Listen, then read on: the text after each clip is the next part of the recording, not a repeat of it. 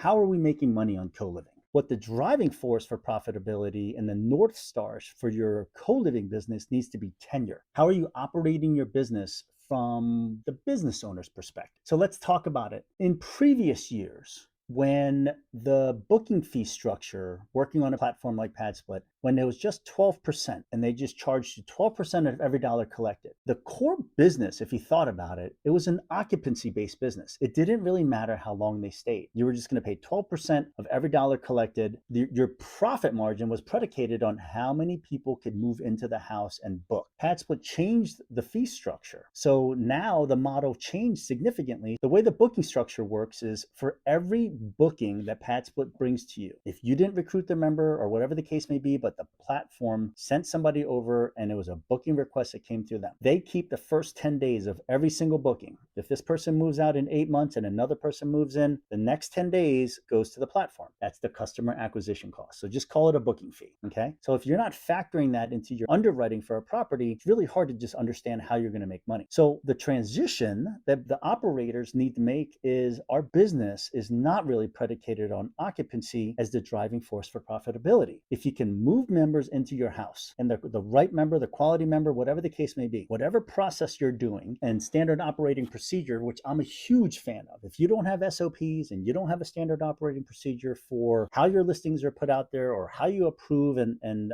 move members in, you're going to have a hard time being successful consistently. Moving forward, understanding the booking fee structure. If I'm going to give PadSplit or pay PadSplit the first 10 days of every booking, so simple math. If your room costs $210, divide by 7, $30 every single day, multiply by 10 days, it's going to cost you $300.